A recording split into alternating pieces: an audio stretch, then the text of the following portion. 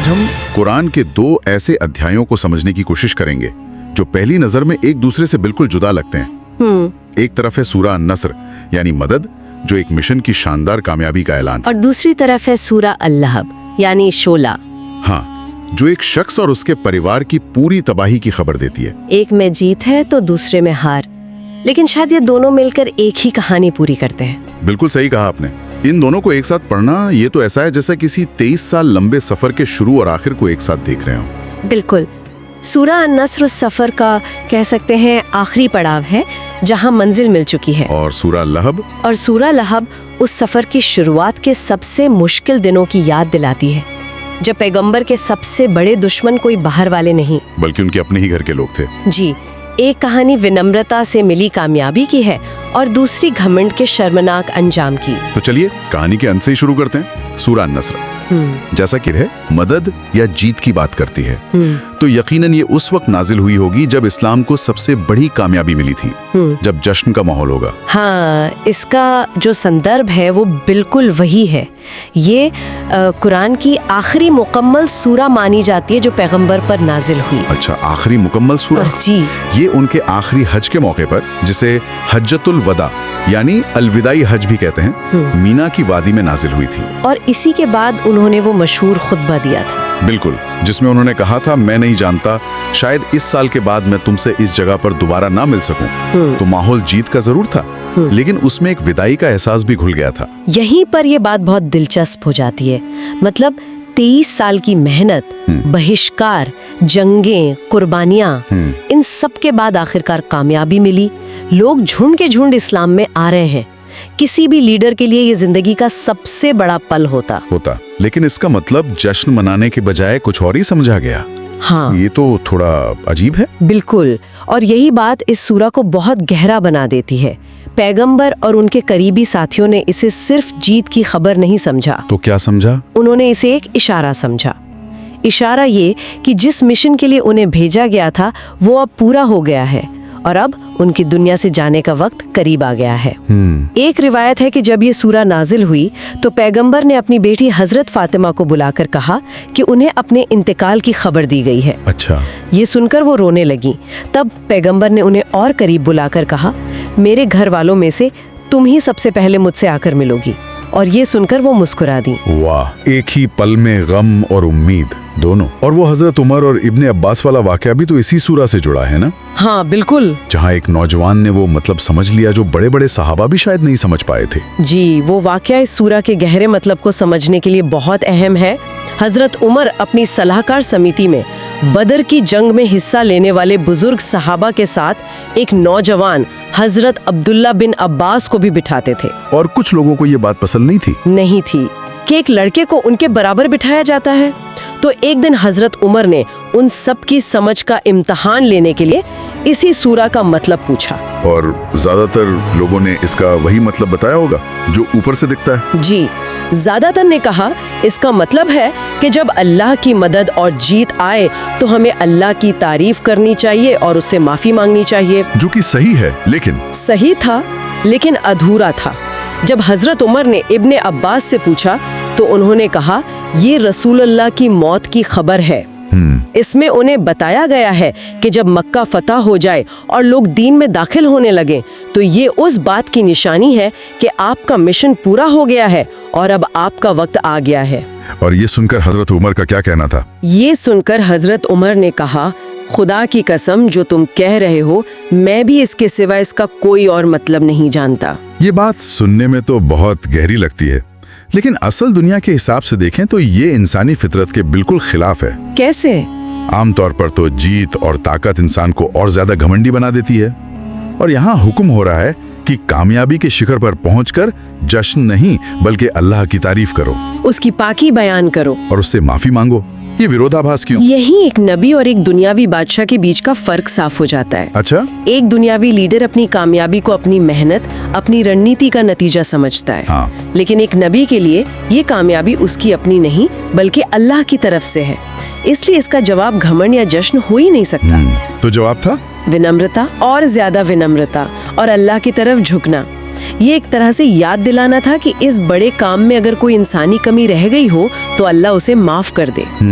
हजरत आयशा बताती हैं कि इस सूरा के नाजिल होने के बाद पैगंबर अपनी हर नमाज में रुकू और सजदे में अक्सर ये दुआ पढ़ते थे, सुब्हानकल्लाहुम्मा व बिहम्दिक अल्लाहुम्मा ग़फिरली। यानी ए अल्लाह तू पाक है और तारीफ तेरे ही लिए है, ए अल्लाह मुझे माफ कर दे। जी, वो कुरान के इस हुक्म पर पूरी तरह अमल कर रहे थे। ये विनम्रता का एक शानदार नजारा है जो कामयाबी के शिखर पर दिखाया गया। लेकिन जैसा आपने कहा, इस 23 साल के सफर की शुरुआत ऐसी नहीं थी। बिल्कुल नहीं। शुरुआत तो घमंड और खुली दुश्मनी से हुई थी और उसका चेहरा था पैगंबर का अपना सगा चाचा। हाँ, अबू लहब। अब हम कहानी के बिल्कुल शुरू में पहुंच गए हैं। अबू लहब ये पैगंबर के चाचा थे। जी, सगे चाचा। उसका असल नाम तो अब्दुल उज़्ज़ा था, जो एक मुशरिकाना नाम है, लेकिन उसका चेहरा बहुत सुर्ख सफेद और चमकदार था, तो लोग उसे अबू लहब कहते थे। शोले का बाप या आग के शोलों जैसा। हाँ, और कुरान ने भी उसके असल नाम की जगह इसी कुन्नियत का इस्तेमाल किया। शायद इसलिए कि एक तो ये उसके मुशरिकाना नाम से बेहतर था और दूसरे ये उसके अंजाम से भी पूरी तरह मेल खाता था। सूरह की शुरुआत ही बहुत सख्त है। टूट गया अबू लहब के हाथ और नामुराद हो गया वो। इसकी भाषा किसी बद्दुआ जैसी नहीं लगती। नहीं, एक फैसले जैसी लगती है, जैसे ये कोई ऐलान हो जो होकर रहेगा। बिल्कुल। अरबी भाषा में अक्सर गुजरे हुए जमाने का इस्तेमाल यानी पास्ट टेंस का इस्तेमाल किसी बात की निश्चितता को जाहिर करने के लिए किया जाता है। अच्छा, मानो वो काम हो चुका हो। जी, यहाँ हाथ टूटने का मतलब शारीरिक तौर पर हाथ टूटना नहीं है। ये एक मुहावरा है जिसका मतलब है अपने मकसद में बुरी तरह नाकाम हो जाना, सब कुछ मिट्टी में मिल जाना।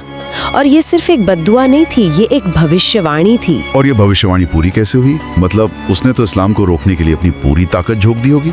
मोहम्मद झूठ बोलता है, कुरान जादू है, इस्लाम लोगों को भटकाने वाला फितना है, मोहम्मद सही नहीं है, ये किताब जादू है, ये दीन लोगों को बिगाड़ रहा है। लोगों सुनो, मोहम्मद तुम्हें भटका रहा है, जो बातें वो लाया है वो सिर्फ फितना है, न कोई आखिरत है न कोई हिसाब, मरने के बाद सब खत्म हो जाता है। अपनी रिवायत छोड़कर इसके पीछे मत जाओ लोगों। उसने कोई कसर नहीं छोड़ी थी।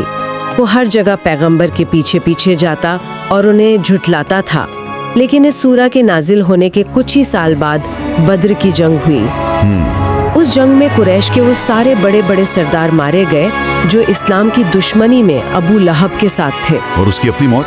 उसकी अपनी मौत तो और भी ज्यादा इबरतनाक थी। हाँ, उसकी मौत के बारे में मैंने सुना है कि बहुत बुरी हुई थी। बहुत ही अपमानजनक। जब उसे बद्र में कुरैश की हार की खबर मिली तो वो इस सदमे को बर्दाश्त नहीं कर पाया और 7 दिन के अंदर मर गया।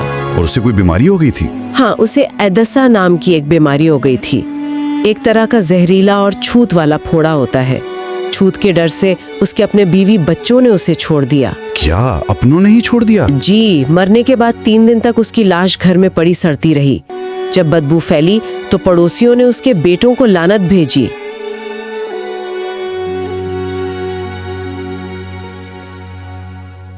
लानत हो तुम पे अबू लहब, लानत हो, जो तुमने किया वो तुमने पाया, लानत हो तुम पर। फिर क्या हुआ? तब जाकर उन्होंने कुछ मजदूरों को पैसे दिए जिन्होंने घर के बाहर से ही एक गड्ढा खोदा और लकड़ी से उसकी लाश को उसमें धकेल दिया और ऊपर से पत्थर फेंक दिए। तो असल में उसकी हार सिर्फ उसकी मौत तक ही सीमित नहीं थी। नहीं, बल्कि उसकी अपनी विरासत ने भी उसके मिशन को पूरी तरह से नकार दिया। बिल्कुल। उसके अपने बच्चों ने बाद में इस्लाम कबूल कर लिया। इससे ज्यादा मुकम्मल हार क्या हो सकती है? यही उसकी सबसे बड़ी हार थी। जिस दीन को वो अपनी जिंदगी लगाकर मिटाना चाहता था, उसी के बच्चों, बेटी दर्रा और बेटे उत्बा और मुतैतिब ने बाद में इस्लाम कबूल कर लिया। तो उसकी पूरी कोशिश नाकाम हो गई। वो पूरी तरह नामुराद हो गया, जैसा सूरा में कहा गया था। सूरा में उसके माल का भी जिक्र है। उसका माल और जो कुछ उसने कमाया वो उसके किसी काम ना आया। वो बहुत अमीर और ताकतवर था। तो क्या उसकी दुश्मनी की वजह सिर्फ वैचारिक मतभेद थे या इसमें खानदानी रुतबे और ताकत की लड़ाई का भी कोई पहलू था? ये बहुत अच्छा सवाल है। वो यकीनन बहुत दौलतमंद था, लेकिन उतना ही कंजूस और दौलत का पुजारी भी था। अच्छा। एक बार तो उस पर काबे का खजाना चुराने का इल्जाम भी लगा था। उसकी दुश्मनी में दौलत और रुतबे का घमंड साफ नजर आता है। इसका कोई उदाहरण है? जब कुरैश के सारे सरदार बद्र की जंग में लड़ने गए तो उसने अपनी जगह एक ऐसे आदमी को भेज दिया जिस पर उसका 4000 दिरहम का कर्ज था, ताकि वो कर्ज माफ कर सके और खुद ना जाना पड़े। वाह। और आयत में जो है, जो कुछ उसने कमाया, इसका मतलब कुछ लोग उसकी दौलत से कमाया गया मुनाफा लेते हैं और कुछ उसकी औलाद। और हकीकत में दोनों ही उसके काम ना आए। बिल्कुल, ना उसकी दौलत उसे बीमारी और जिल्लत की मौत से बचा सकी, ना उसकी औलाद ने उसे इज्जत से दफनाया। और इस मुहिम में वो अकेला नहीं था। नहीं, उसकी पत्नी भी इस दुश्मनी में बराबर की शरीक थी ना? ये बराबर की शरीक। उसका नाम अरवा था और उसकी कुनियत उम्मे जमील थी। वो कुरैश के एक और बड़े सरदार अबू सुफियान की बहन थी। अच्छा। दुश्मनी में वो अपने पति से 2 कदम आगे ही थी। एक मशहूर वाकया है कि जब उसने ये सूरत सुनी तो वो गुस्से से आग बबूला हो गई। हाथ में पत्थर लेकर पैगंबर को ढूंढने काबे के पास पहुंची। वहाँ पैगंबर और हजरत अबू बकर बैठे थे। तो उन्होंने उसे देख लिया। हाँ, अबू बकर ने घबरा कर कहा कि वो आ रही है और कोई बदतमीजी करेगी। पैगंबर ने कहा, घबराओ नहीं, ये मुझको देख नहीं सकेगी। और हुआ भी यही। हुआ भी यही। वो बिल्कुल सामने आई। उसे अबू बकर तो नजर आए, लेकिन पैगंबर दिखाई ही नहीं दिए। वो अबू बकर से कहने लगी, मैंने सुना है तुम्हारे साथी ने मेरी बुराई की है। उसे सूरा में हम्मालतुल हतब कहा गया है, जिसका शाब्दिक अर्थ है लकड़ियां ढोने वाली। ये सुनने में तो बड़ा अजीब लगता है। इसका क्या मतलब है? ये कुरान की भाषा की खूबसूरती है कि एक छोटे से लफ्ज में कई मतलब छिपे होते हैं। अच्छा।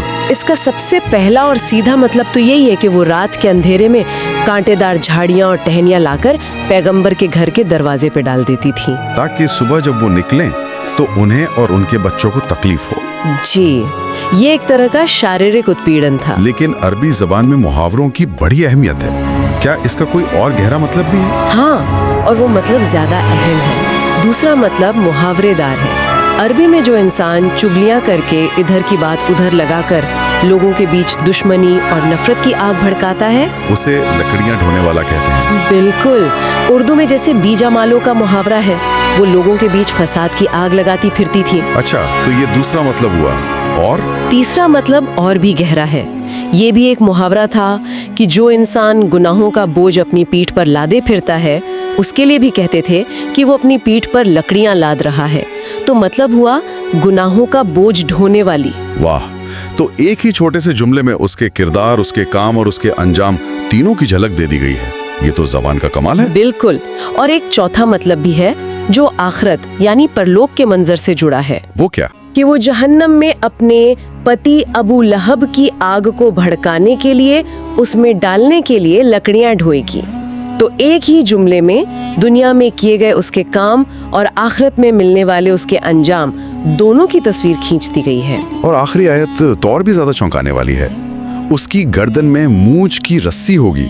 ये बहुत ही ग्राफिक इमेज है। इसके पीछे क्या राज है? इसके पीछे एक गहरा व्यंग है और एक तरह का काव्य न्याय। काव्य न्याय? हाँ। पहली बात तो ये कि गर्दन के लिए अरबी का जो लफ्ज जीद इस्तेमाल हुआ है, वो खास तौर पर ऐसी गर्दन के लिए इस्तेमाल होता है जो सजीवी हो, जिस पर जेवर हो। अच्छा। और रिवायतों में आता है कि उम्मे जमील एक बहुत कीमती हार पहनती थी जिस पर उसे बड़ा नाज था। वो घमंड से कहती थी कि मैं इस हार को बेचकर इसकी कीमत मोहम्मद की दुश्मनी में खर्च करूंगी। यानी जिस जेवर पर उसे दुनिया में घमंड था, वही आखिरत में उसकी सजा की वजह बन गया। ये तो कुदरत का इंसाफ है। बिल्कुल। आयत में यही व्यंग्य है कि जिस सजीवी गर्दन और कीमती हार पर तुझे इतना नाज है, जहन्नुम में उसी गर्दन में जेवर की जगह मूंछ की रस्सी होगी। और मूंछ की रस्सी मतलब? मूंछ खजूर की छाल से बनी एक बहुत ही खुरदुरी, भद्दी और मजबूत रस्सी होती है। हाँ। तो ये उसके घमंड, उसकी दौलत और उसकी दुश्मनी का सबसे अपमानजनक बदला था। उसकी खूबसूरती और अमीरी की निशानी को जिल्लत और अजाब की निशानी में बदल दिया गया। जी। तो अब ये दोनों तस्वीरें बिल्कुल साफ हो गई हैं। एक तरफ सूरा अल-लहब है जो 23 साल के मिशन की शुरुआत में ही घमंड, दौलत और खानदानी गुरूर पर टिके जीवन के अपमानजनक अंत की भविष्यवाणी कर देती है। और दूसरे तरफ उस मिशन के अंत में सूरा अन-नस्र है जो विनम्रता, सब्र और अल्लाह पर भरोसे का नतीजा दिखाती है। एक ऐसी जीत जिसके बाद जश्न नहीं बल्कि और गहरी विनम्रता और अल्लाह का शुक्र अदा किया जाता है। हाँ, और इन दोनों का विरोधाभास ही असल कहानी कहता है।